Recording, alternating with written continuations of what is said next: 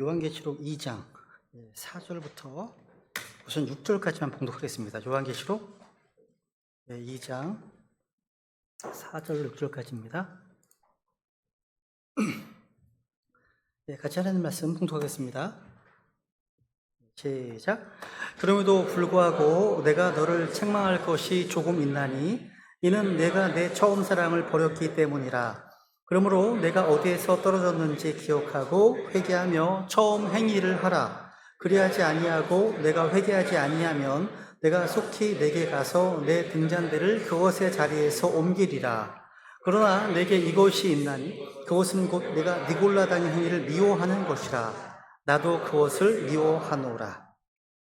여러분, 어떤 교회가 좋은 교회입니까? 사람들이 보기에는 이제 프로그램이 되게 풍성하고 또 사람도 많고 또 재정이 탄탄한 교회가 좋아 보일 수 있습니다. 그런데 우리의 평가와 주님의 평가는 다를 수가 있죠. 우리의 생각으로는 좋다고 판단한 그런 교회가 주님 보시기엔 아닐 수 있기 때문이죠. 계시록 2장과 3장에 보시면 라오디케아 교회처럼요, 아무것도 부족한 것이 없는 부유한 어떤 그렇게 생각했던 교회를 우리 주님께서는요, 가난하다, 눈멀었다, 비참하다 이렇게 진단하셨습니다. 그리고 서머나 교회처럼요, 가난하다고 생각된 그런 교회를 우리 주님께서는 네가 실상은 부유한 자다 이렇게 평가하셨습니다. 교회는요, 그 교회의 머리 대신 예수 그리스도께서만이 가장 정확하게 평가하실 수 있고요, 그 교회의 진짜 상태를 알고 판단할 수 있습니다. 주님께서는 엑스레이처럼 교회의 내면을 꿰뚫어 보고 계십니다. 오늘 우리는 그 주님께 진단하시는 에베소 교회 앞에 서 있습니다. 이 교회는 바울이 개척했던 그런 교회고요, 바울이 3년 동안 머물면서 사역했던 아주 건강한 교회였습니다. 그런데 시간이 흐르면서 등잔대가 옮겨질 수밖에 없는 그런 치명적인 문제가 있는 교회가 되었습니다. 오늘 우리는 에베소 교회를 통해서 말씀하신 주님의 음성에서 오늘 우리 베데네 침례 교회를 향해 말씀하시는 주님의 음성을 들을 수 있어야 됩니다. 이 에베소는요, 초창기부터 아주 뛰어난 사역자들이 목회했던 교회입니다. 바울이 개척했고요, 당대 최고의 설교자라고 하는 아볼로가 양육했던 곳이고요, 또 바울의 후계자 디모데가 목회했던 교회입니다. 바울은 옥중서신에서 에베소 교회를 생각할 때마다 기쁨이 넘친다고 할 정도로 그야말로 한마디로 A+ 교회였습니다. 근데 요한계시록이 기록된 시기는요, 바울이 그 옥중서신을 써서 에베소 교회를 칭찬한 지 20년, 30년이 흐른 뒤였습니다. 그런데 그 사이에 에베소 교회는 많이 달라져 있었습니다. 지난주에 우리는 에베소 교회에 대한 주님께서 칭찬하신 것들을 이제 살펴봤습니다. 에베소 교회는 섬기는 교회였습니다. 수고하는 교회였습니다. 인내하는 교회였습니다. 우리 주님께서는 모든 성도들의 행위를 다 알고 계십니다. 우리 수고를 다 알고 계시죠, 그죠? 주님께서는 우리가 구원받은 이후로 했던 우리 믿음의 선한 행위, 섬김, 사랑의 수고를 보일 때 그걸 기억하고 잊지 않으십니다. 그리고 에베소 교회는요, 거짓 교리를 분별하고 악한 거에 대해서 용납하지 않은 태도를 취했습니다. 교회는요, 악한 것에 대해서 분명한 태도를 취해야 됩니다. 에베소 교회는 스스로 사도라고 말하지만 사도가 아닌 자를 시험해서 그들이 거짓말장애임을 드러내었습니다. 주님께서 이걸 칭찬하셨습니다. 여러분, 교회에 사도 같은 어떤 사역자를 받아야 할지 말아야 할지는 너무나 중요한 겁니다. 어떤 이들은 무조건 사역자라고 하면 하나님의 준 주의 종이다 라고 다 존중해야 한다 이렇게 생각해서 주의 종이라는 이름으로 온 사역자들을 다 받으려고 합니다. 그런데 이거 잘못된 생각입니다. 반드시 시험을 거쳐야 됩니다. 반드시 검증해야 됩니다. 그렇지 않으면 자칫 교회는 거짓되고 악한 자들 말미암아 큰 해를 입게 되기 때문에. 또 에베소 교회는요, 주님의 이름을 위해서 수고했고요, 낙심하지 않는 모습을 보였습니다. 이게 얼마나 모범적인 교회입니까? 그죠? 겉으로 보면 완벽한 교회처럼 보입니다. 근데 주님께서는 그 모든 칭찬 뒤에 단호하게 말씀하십니다. 계시록 2장 4절입니다. 지난주 어디까지 가셨죠? 어디서 멈추셨나요? 이쪽이에요? 이쪽? 이쪽이랍니다. 이쪽. 네. 그럼에도 불구하고 내가 너를 책망할 것이 조금 있나니 이는 내가 네 처음 사랑을 버렸기 때문이다. 내가 네 처음 사랑을 버렸기 때문이라. 주님께서는요, 이 에베소 교회의 어떤 외적인 수고, 섬김, 활동보다는 그 교회의 중심, 그러니까 주님을 향한 이 처음 사랑을 보십니다. 교리가 바르다고 해서, 또 영적 분별력이 있다고 해서, 섬김과 어떤 헌신이 있다고 해서 주님이 기뻐하시는 것이 아닙니다. 무엇보다도 그 모든 것의 중심이 뭐가 있어야 됩니까? 주님을 향한 그 사랑이 있어야 한다는 거죠. 이 처음 사랑을 잃어버린 교회는요, 마치 불이 꺼진 등잔대와 같습니다. 교회의 본질은 다양한 프로그램이 있는 것이 아닙니다. 건물이 아닙니다. 조직이 아닙니다. 교회의 본질은 주님과의 사랑의 관계입니다. 그렇다면 오늘 우리 교회의 모습은 어떤지 돌아봐야 됩니다. 혹시 우리도 에베소 교회처럼 바른 교리와 열심은 있는데 첫사랑은 잃어버린 상태로 이제는 의무감만 남아있는 그런 모습은 아닙니까? 주님 말씀하십니다. 계시록 2장 7절, 귀 있는 자는 성경에서 교회들에게 말씀하시는 것을 들을지어다 하십니다. 이 말씀 단지 에베소 교회만을 향한 것이 아닙니다. 오늘 우리 교회를 향한 말씀입니다. 우리 음성에 귀를 기울여야겠죠? 그죠? 4절을 다시 보겠습니다. 4절 다시 보겠습니다. 네. 불구하고 내가 너를 책망할 것이 조금 있나니 이는 내가 처음 사랑을 버렸기 때문이라. 우리 주님은 너무 분명하십니다. 성경은요, 이 교회와 성도들을 칭찬할 때는 분명히 칭찬하십니다. 책망할 때는 또 분명히 책망하십니다. 여러분, 성경을 주신 목적 기억하시죠? 그죠?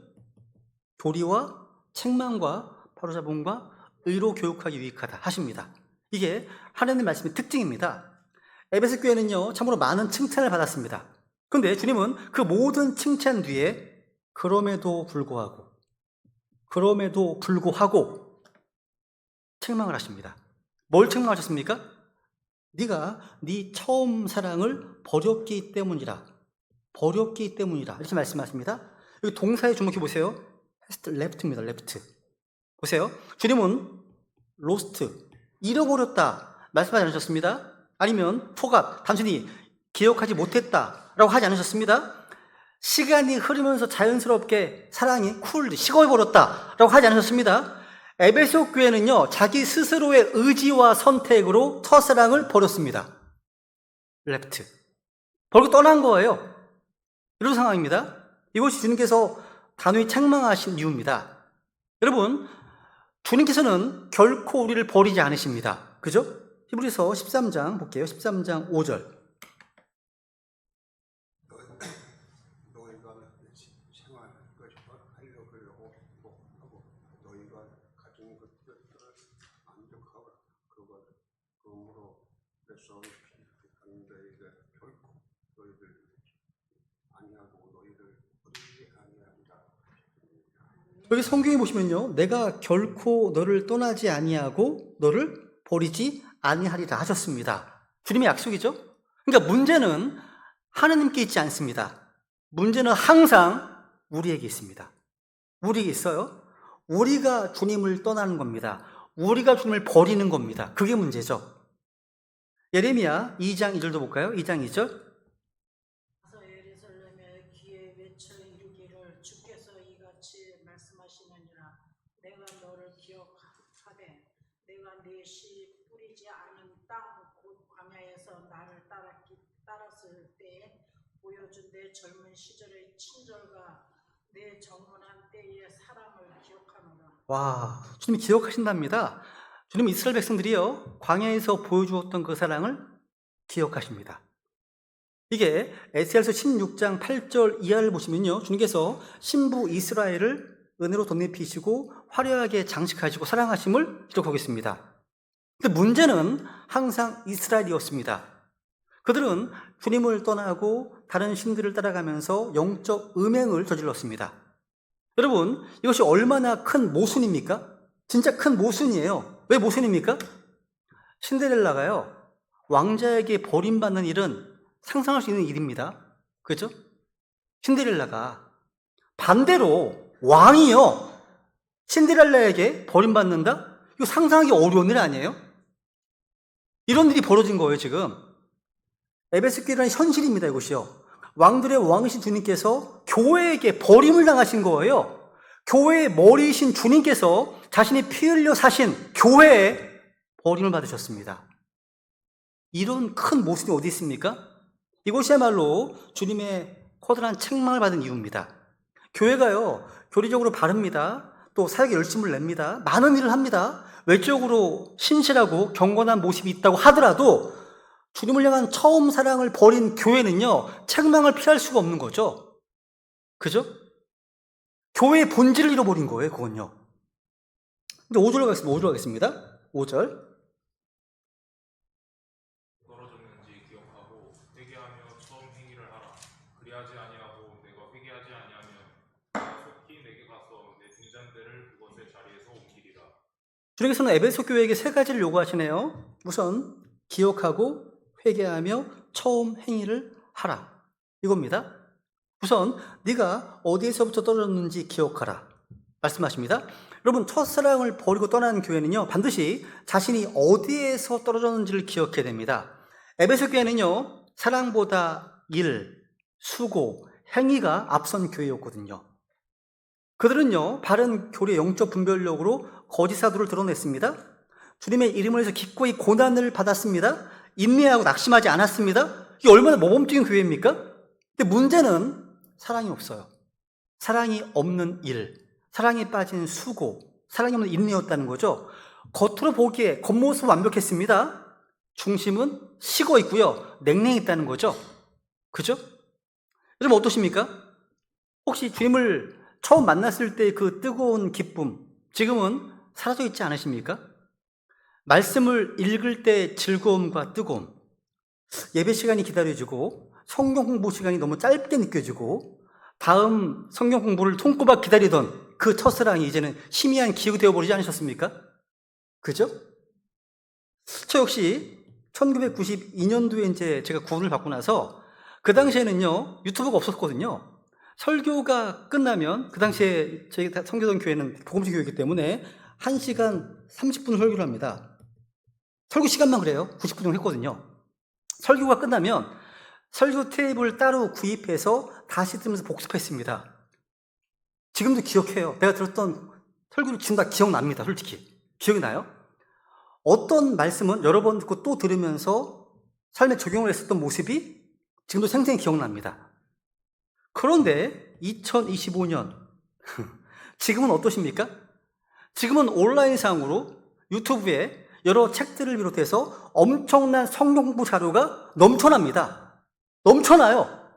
그럼에도 불구하고 정작 말씀을 붙들고 공부하는 일은 많이 줄어들어 있지 않습니까? 무슨 얘기예요? 자료가 별로 없는 시대에는 정말 큰 갈망이 있었는데 자료가 넘쳐나는 시대에는 이런 갈망이 되게 줄어든 것 같은 느낌? 성경은요, 네가 어디로부터 떨어졌는지 기억하라 말씀하십니다.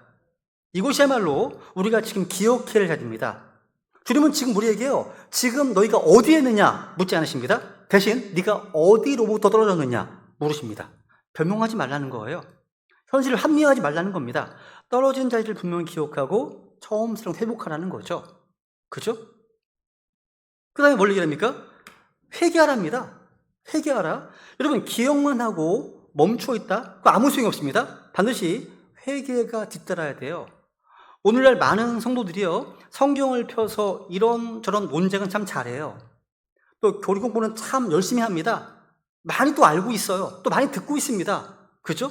근데 정작 성경이 가리키고 있는, 또 성경이 증언하고 있는 우리 주님과의 인격적인 교제에는 별로 이렇게 설렘이 없어 보여요.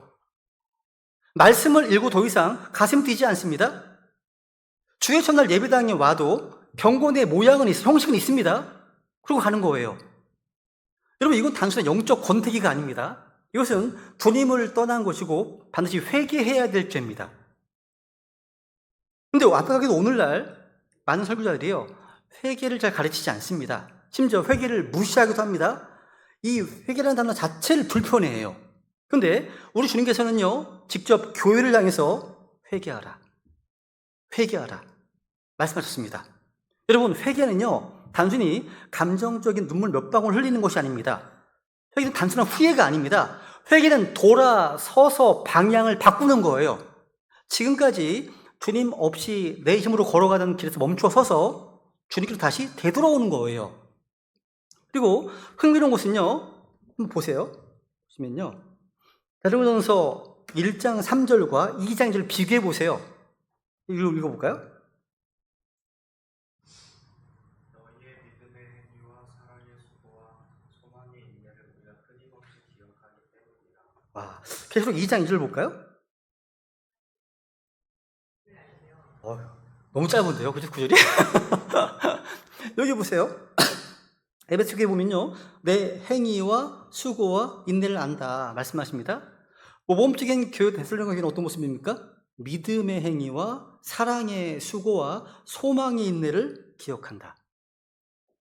여러분, 행위, 수고, 인내는 구체적입니다. 그러니까 겉모습은 똑같다는 거예요. 모습은 똑같습니다. 행위도 있고 수고도 있고 인내도 있습니다. 그런데 눈에 안 보이는 본질은 빠져 있네요. 믿음의 행위, 사랑의 수고, 소망의 인내. 무슨 얘기예요? 알맹이가 빠져 있는 겁니다. 본질이 없는 거 빠지는 거죠. 그죠? 이게 얼마나 두려운 일입니까? 겉으로 보기에는요, 활발한 사역이 있습니다. 열심히 섬깁니다. 인내합니다. 그런데 주님의 눈으로 보셨을 때는 빈 껍데기에 불과할 수 있습니다. 주님은 단호히 말씀하십니다. 회개하라.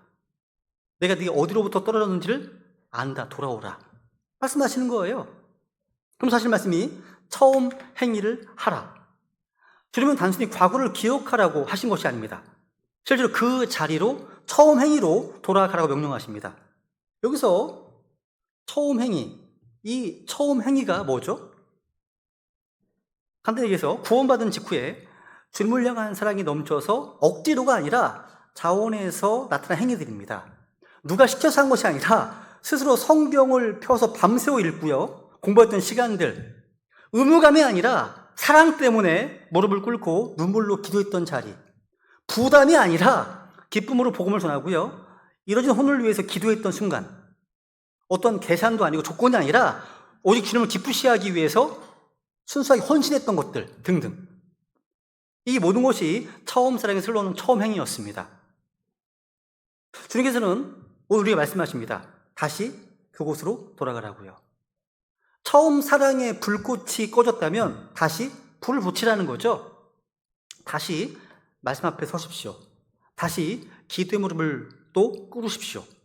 다시 이뤄진 한 혼을 주님께 인도하기 위해서 눈물을 회복하십시오. 생각해보면요, 구원받았을 때 참 단순했던 것 같아요. 많은 것을 알지 못했지만 주님을 향한 순수한 믿음이 있었습니다. 말씀을 향한 갈망이 있었습니다. 주님을 기쁘시게 하려는 순종이 있었습니다. 그것이 바로 처음 행위였어요. 그런데 시간이 지나면서 우리는 너무 계산적이 되어버렸습니다. 이 일을 하면 내게 무슨 유익이 있을까? 내가 꼭 이렇게까지 해야 되나? 다른 사람들도 안 하는데 나만 할 필요가 있나? 이런 생각들이 우리의 순수함을 갉아먹습니다. 주님께서는 오늘 우리 교회, 우리 각 사람을 향해서 분명히 말씀하십니다. 처음 행위를 하라. 이게 주님 원하시는 겁니다. 여러분, 회개하지 않으면 하나님의 심판이 임합니다. 이어서 경고하십니다. 너가 회개하지 아니하면 내가 속히 네게 가서 내 등잔대를 그것 자리에서 옮기리라 하십니다. 등잔대는 뭘 얘기하는 거죠? 교회를 말씀하시죠. 우리 공부했죠, 그죠? 1절에서 교회를 말합니다. 여러분, 사랑이 없는 교회, 또 회개하지 않는 교회는요, 교회로서 존재할 자격을 잃게 됩니다. 주님께서는요, 교회를 버리시지 않으시지만 교회가 먼저 주님을 버리면 주님은 그 교회의 등잔대를 옮겨버리십니다. 그 결과 외형적으로는요, 요즘에 교회 건물도 있습니다. 교회 모임도 있습니다. 예배 순서가 있습니다. 근데 실제 교회로서의 빛과 생명은 꺼져버린 거예요. 역사가 분명히 증언합니다. 에베소 교회는 끝내 회개하지 않았습니다. 그리고 그들의 등잔대는 옮겨졌습니다. 오늘날 터키 땅에 가시면요, 에베소라는 도시는 폐허로 남아 있습니다. 한때 아시아에서 가장 큰 항구와 시장을 가진 도시였고요, 다이아나의 신전이 있어서 수많은 사람들이 몰려오던 도시였습니다. 바울과 디모데가 사역하던 교회가 있던 바로 그곳, 지금은요 잡초만 무성하고요 돌 무더기만 남아 있습니다. 더 나아가 그 땅은 지금 무슬림들이 지배하는 지역이 되었습니다. 주님의 교회는 자치조차 찾아볼 수가 없습니다. 등잔대가 옮겨진 거예요. 그리고 단순한 옛날 얘기가 아닙니다. 살아있는 경고예요. 경고입니다. 주님의 말씀은 오늘도 동일하게 적용됩니다. 우리는 이런 수많은 사례를 여전히 보고 있지 않습니까? 영국과 유럽의 아주 웅장한 성당들, 한때 복음의 물길이 뜨겁게 타올랐던 곳이 이제는 관광지가 되어버렸습니다. 사람들은 그 안에서 하나님을 경배하지 않고요 건축물만 구경해요. 미국에도 한때 수천 명이 모여서 주님의 이름을 높이던 교회들이 지금은 텅 비었습니다. 그리고 자유주의와 세속주의에 물들어서 복음을 잃어버렸습니다. 왜 이런 일이 일어났을까요? 교회가 처음 사랑을 잃어버리고 회개하지 않았기 때문입니다. 결국 주님은 등잔대를 옮기셨습니다. 오늘 한국 교회도 예외가 아니에요. 우리 배단위 침례교도 예외가 아닙니다. 주님을 따라 첫사랑을 버린다면요 우리도 동일한 경고를 받아야 됩니다. 주님의 말씀은 결코 가볍지 않습니다. 우리 교회는 분명히 결단해야 됩니다. 사랑 없는 행위, 사랑 없는 수고, 사랑 없는 인내가 아니라 믿음의 행위와 사랑의 수고와 소망의 인내가 다시 회복되는 교회. 우리는 오늘 주님의 경고를 듣고요 기억하고 회개하고 처음 행위를 하는 그런 교회가 되어야 됩니다. 그래야 교회의 등잔대가 꺼지지 않고 더 밝게 빛날 수 있거든요. 6절로 가겠습니다. 6절. 그러나 내게 이것이 있으니 그것은 곧 내가 이골라당의 행위를 미워하는 것이라. 한번 따라해보세요. 니골라당. 따라해보세요. 니골라당. 솔직히 자백하겠습니다. 최근에요, 제 10년 전에 신경치료를 했던 이가 부러졌습니다. 제 앞니예요, 앞니. 그러니까 부러졌습니다. 그래서 치과에 갔더니 임플란트를 해야 된다고 그러네요. 그래서 지금 임플란트를 하기 위해서 앞니를 뽑았습니다. 이가 없어요. 그리고 거기다가 그 임시체를 지금 끼워놓은 상태예요. 그래서 원래도 혀가 짧아서 발음이 좀 꼬이는데 이게 또 끼어있는 상태가 더 꼬입니다, 지금. 그래서 제가 부탁드린 건 좀 기도해달라고. 이 말씀 사역에 방해가 되지 않게 이걸 할까 말까 제가 망설였습니다. 근데 제 이만 볼 것 같아가지고 오전에 말씀 안 드렸는데 약간 좀 그러니까 생각이 나서 기도 부탁드리는 거 아마 한 달 정도 치료가 필요한 것 같아요. 그래서 네 많이 보복되는 것 같지 않으세요? 괜찮으세요? 이거 은혜인데요. 네, 기도해 주시면 좋겠습니다. 한 달 정도. 네. 여기 보시면 주님께서 에베소 교회를 책망하셨습니다. 다시 칭찬할 부분을 또 말씀하시네요. 여기 니골라당 행위를 미워한다. 이렇게 말씀하십니다. 그리고 그러면 나도 그것을 미워한다. I hate it. 나도 미워한다. 여러분, 사람들이 흔히 하나님을 사랑의 하나님으로만 생각합니다. 물론 하나님은 사랑이시죠. 동시에 성경은요, 하나님께서 미워하시는 것들도 분명히 말씀하십니다. 주님은 단지 사랑만 하시는 것이 아니라 거짓에 대해서, 불의에 대해서, 거짓 교리에 대해서, 악한 행위에 대해서 분명히 미워하십니다. 미워하신 분이십니다. 그렇다면 하나님의 사람들, 우리는 어떻게 행동해야 될까요? 주님이 사랑하시는 것을 우리도 사랑해야 되고요, 주님 미워하시는 것을 우리도 함께 미워해야 됩니다. 그죠? 이게 참된 경건이죠. 오늘날 교회가 왜 약해질까요? 왜 힘이 없을까요? 사랑은 강조하는데 하나님 미워하시는 것에 대해서는 분명한 입장을 취하지 않기 때문입니다. 이걸 정치에서는 전략적 모호성 이런 얘기 하잖아요. 모든 것을 포용해야 한다. 무조건 받아들여야 한다. 판단하면 안 된다. 이런 식으로요, 하나님의 거룩한 미움조차도 부정해버리기 때문입니다. 그래서 교회 약한 거예요. 그죠? 성경은 분명히 말씀하십니다. 로마서 12장 9절 볼까요? 10장 9절. 사랑에 가식이 없게 하라. 악한 것을 혐오하고 선한 것을 굳게 붙들라. 여기서는 헤이트보다 좀 더 강한 느낌이네요. 어포입니다. 혐오합니다. 악한 것을 혐오하고 선한 것을 굳게 붙들라. 말씀하시네요. 에베소 교회는요, 악한 것을 미워하는 이 부분에서 주님의 칭찬을 받았습니다. 거짓 교리, 또 잘못된 제도, 성직 계급 제도, 니골라당 행위를 분명히 미워했습니다. 주님도 그걸 미워하셨습니다.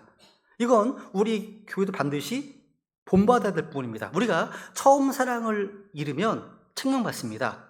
동시에 주님이 미워하시는 것에 대해서 분명히 우리도 노라고, 아니오라고 말할 때 주님의 칭찬을 받을 수 있습니다. 그러니까 우리 배단심내교회는요, 주님이 사랑하시는 것은 온 마음을 붙잡고요, 주님 미워하시는 것 단호하게 거절하는 교회가 되어야 됩니다. 주님은 사랑 없는 행위를 책망하시지만 동시에 영적 분별력 없이 모든 것을 용납하는 태도를 기뻐하지 않으십니다. 주님께서 미워하신 것을 함께 미워하는 것, 이게 성경적인 교회의 모습입니다. 그럼 니골라당이 뭐죠?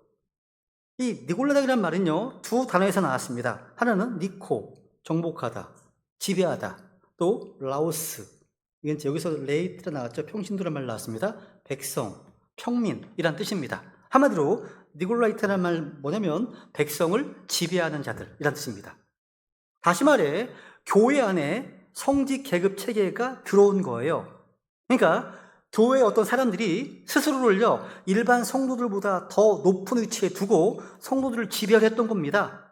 이걸 이제 성직자와 평신도를 나누는 거예요. 구분하는 제도의 시작이었습니다, 이게요. 근데 성경은 단호히 말씀하십니다. 신약교회는 결코 이런 구조로 세워지지 않았습니다. 왜 그렇죠? 모든 성도들은 동일하게 주님의 피로 구속받았고요, 모두가 성령님 안에서 한 몸을 이루었기 때문입니다. 물론 구약시대에는 분명히 제사장 계급이 있었습니다. 제사장, 또 레위 제사장 체계가 있었죠. 근데 신약교회는 그런 계급 체계가 존재하지 않습니다. 모든 성도는 그리스도 안에서 직접 주님께 나아갈 수 있습니다. 모두가 영적 제사장으로 부름받았습니다. 주님께서는 10장에서 이렇게 말씀하셨습니다. 그들을 불러 이르시되 이방인들의 통치자들이 그들에게 지배권을 행사하고 큰 자들이 그들에게 권위를 행사하는 것을 너희가 알지만 너희끼리는 그리하지 말지니. 와, 분명히 말씀하시네요. 교회 안에서는요, 지배와 권위 행사가 아니라 섬김과 본보기가 기준이 되어야 한다는 거예요. 교회에서 직분을 주신 목적은요, 다스리기 위함이 아니라 섬기고 또 양을 먹이고 보호하기 위함입니다. 마태복음 3장도 볼까요? 8절 9절 주님 이렇게 말씀하십니다. 그러나 너희는 앞이라 불리지 말라. 너희 선생은 한 분 곧 그리스도이며 너희는 다 형제니라. 땅에 있는 어떤 자도 너희 아버지라 부르지 말라. 너희 아버지는 한 분 하늘에 계신 분이시니라. 분명히 말씀하시지 않습니까? 너희는 랍비라 부르지 말라. 또 아버지라 부르지 말라. 땅에 있는 어떤 자도 너희 아버지라 부르지 말라. 말씀하셨습니다. 근데 역사를 보십시오. 유대교는 지도자를 랍비라고 불렀습니다. 로마 천주교에서는 지도자를 파더, 홀리 파더, 신부라고 부릅니다. 홀리 파더예요. 또 파파, 교황을 아버지라 부르지 않습니까? 그죠? 이것은 주님의 말씀을 정면으로 거스르는 것이고요, 주님께서 미워하시는 종교 시스템입니다. 사도 바울도요, 사도행전 20장에서 이 위험을 경고했습니다. 볼까요? 또 제자들을 끌어내어 자기들을 따르려 하려고 왜곡된 것들을 말하는 사람들이 일어나리라.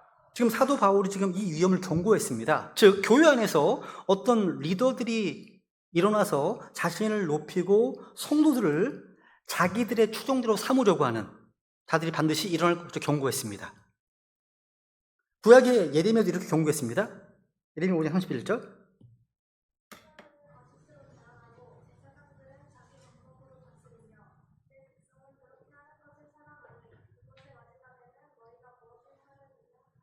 야, 보세요. 내 백성은 그렇게 한 것을 사랑하니. 그런 백성이 있으니까 그런 데가 나오는 거 아니겠습니까? 그렇죠? 이게 얼마나 무서운 말씀입니까? 백성들이 하나님보다 사람을 의지하기 시작하면 인간 지도자가 하나님의 자리를 차지하게 됩니다. 이게 바로 니골라당의 뿌리예요.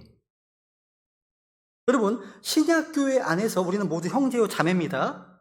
누구나 계급이나 신분을 나눌 수가 없습니다. 베드로전서 2장 5절에 보시면요, 너희가 거룩한 제사장이 되었다고 말씀하시면서 9절 읽어볼까요? 9절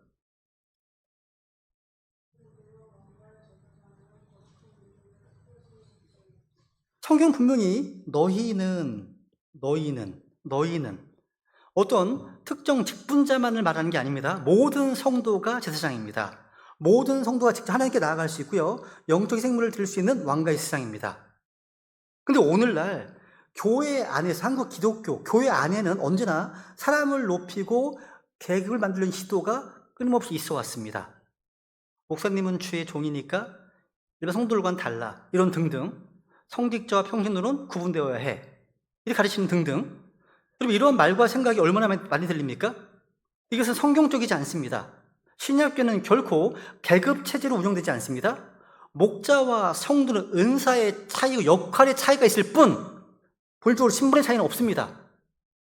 목자는 형제들 위해 군림하는 자리가 아니라요, 제들을 섬기고 먹이고 감독한 자리일 뿐입니다. 우리 주님께서는요, 이런 계급주의적인 사고를 미워하십니다.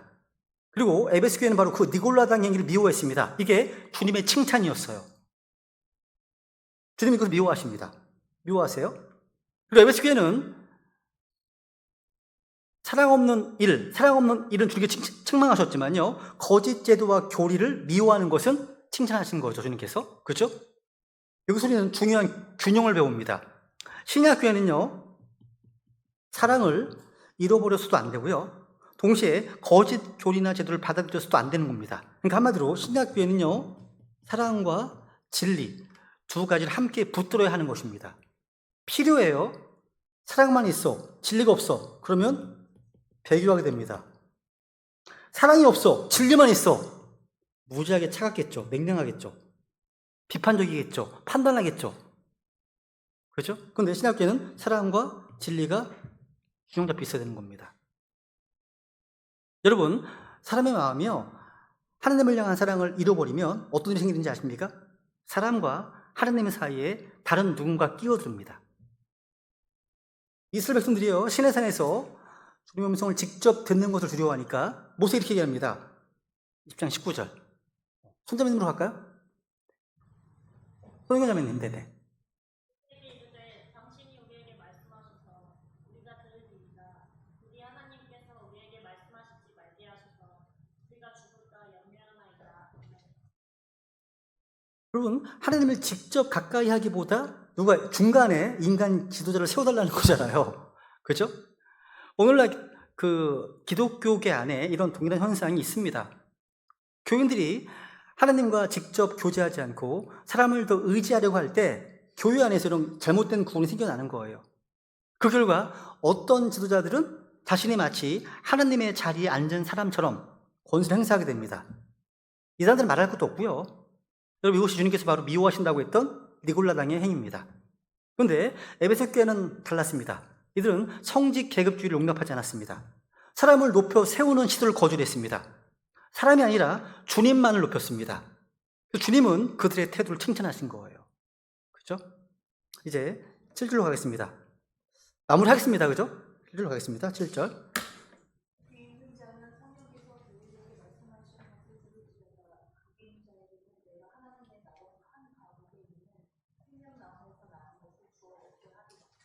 여기 보세요. 지금 보세요. 지금까지 말씀하신 분은 분명히 주 예수 그리스도셨습니다. 7절에 와서 갑자기 성령께서 교회들에 말씀하신 것을 들을지어다 라고 하시네요. 이는 곧 주님의 말씀과 성령님의 말씀이 동일하다는 것이죠. 이것은 성령께서 고린도서 3장 3장에 보시면 10절인가요? 보시면 성령께서 주님이십니다. 주님이시고 참 하나님이심을 보여주는 분명한 구절이죠. 성령님께서는요, 단순한 능력이 아니라요, 인격적인 하나님이십니다.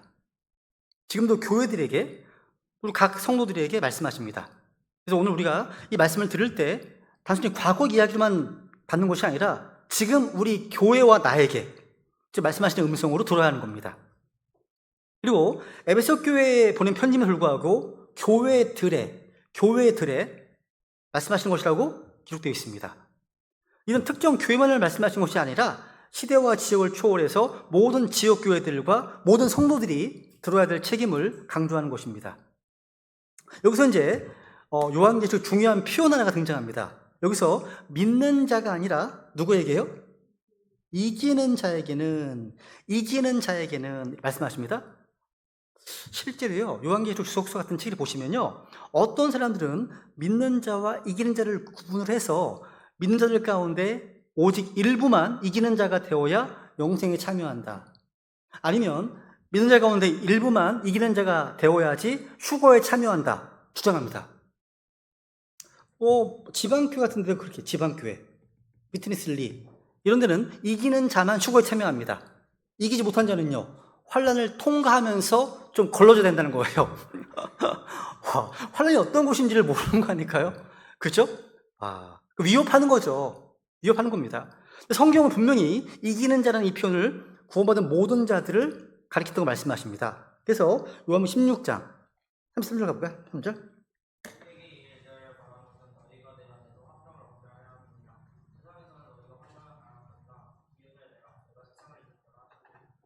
예수님께서는요, 내가 세상을 이겼노라. 예수님이 이기신 분이십니다. 우리 성도들은요, 그 그리스도 안에 있기 때문에 우리도 이미 이긴 자가 되었습니다. 신분상으로. 그죠? 그래서 요한일서 5장 4절을 볼까요? 4절 5절. 무엇이든지 하나님에게서 태어난 것은 세상을 이기기 때문이다. 세상을 이기는 승리는 이것이니 곧 이기의 믿음입니다. 예수님께서 하나님의 아들이심을 믿는 자가 되면 세상을 이기는 자가 됩니다. 말씀 그대로죠. 예수 그리스도를 믿는 자는 누구나 이미 세상을 이긴 자입니다. 성경 말씀하시잖아요. 그러니까 모든 성도들은 신분적으로 이미 이기는 자입니다. 따라서 믿기만 하지만 이기지 못하는 자는 환란을 통과한다거나, 조시는 분이 이제 갑자기 깨졌어요. 네. 이기는 자만 휴거에 참여한다거나, 이기지 못하면 환란을 통과해야 한다거나, 또 이기는 자만 영생을 얻는다. 이런 주장은 잘못된 교리입니다. 성경과 전혀 없는 거예요. 물론 여러분, 실제 지역교회 안에는요, 여러 부류의 사람들이 다 함께 있습니다. 영적으로 깨어있는 성도도 있고요, 여전히 육신에 끌려다니는 성도도 있습니다. 심지어 아직 거듭나지 못한 성도들도, 못한 자들까지도 섞여 있는 것이 현실입니다. 저는 개인적으로 저희 교회에 오신 분들을 다 이제 처음 오실 때 제가 한번 이제 여쭤보거든요. 구원 문제 여쭤보잖아요. 아직은 구원받지 못한 분을 잘 모르겠습니다. 아직은요? 구원 안 받았다. 흔들어 보세요. 다 제 앞에는 다 고백하셨거든요. 확실하게 예수님에 대한 신앙 고백을 하셨거든요.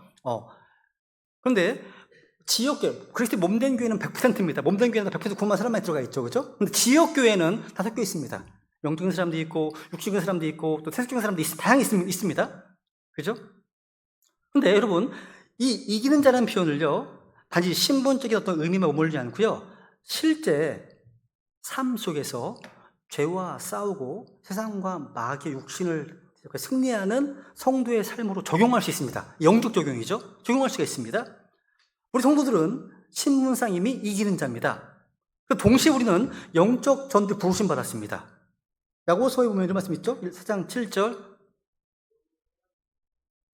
마귀를 대적하라. 그러면 그가 너희에게서 도망하리라. 성경 말씀하십니다. 마귀를 대적하라. 마귀를 대적하라 말씀하시네요. 또 히브리서 10장 4절 볼까요? 너희가 죄와 싸우되 아직 피 흘리기까지 대항하지는 아니하느니라. 죄와 싸우되. 여러분 또 에베소 6장에 보시면 하나님 전신갑주를 입고 성령의 검, 하나님 말씀을 듣고 싸우라고 가르치고 있죠. 그러니까 이것이 바로 이기는 자의 삶입니다. 우리는 단지 그리스도 안에서 신분적 승리에 만족하는 것이 아니라 실제 삶에서 주님과 동행하는 가운데 매울의 영적 전투에서 승리를 경험하는 자가 되어야 되는 겁니다. 이게 오늘 오전 공부했던 현재적 구원의 모습인 거죠. 그렇죠? 그리고 주님은 이기는 자에게 놀라운 약속을 주십니다. 그것은 하나님의 낙원 한가운데 있는 생명나무라는 것을 주어 먹게 한다. 이 약속 얼마나 위대한 축복입니까? 창세기에서 아담은 범죄함으로 이 생명나무의 열매를 먹지 못하고 결국 여동생에 쫓겨났습니다. 그런데 요한계시록 오니까 이 생명나무가 다시 등장하네요. 이것은요, 구속받은 성도들에게 주어질 영원한 생명과 친밀한 교제를 상징합니다. 여러분, 이것은요, 단순한 상징적인 어떤 그 위로가 아닙니다. 실제로 장차 새하늘과 새 땅, 새 예루살렘에서 우리 성도들이 실제 누리게 될 영광스러운 기업을 가리키는 겁니다. 이 땅에서 믿음으로 싸우며 승리한 자들에게 주님이 직접 주시는 영원한 보상이죠. 그러니까 우리의 선택은 분명하네요. 이미 신분상 이긴 자로 부름받았으니까 이제는 실제 삶 속에서도 주님과 동행하는 가운데 죄와 세상과 마귀를 이기고 주님이 약속하신 생명나무의 열매를 풍성히 누리는 그런 승자로 서야 한다는 겁니다. 그죠? 네. 오늘 여기까지 하겠습니다. 기도하겠습니다.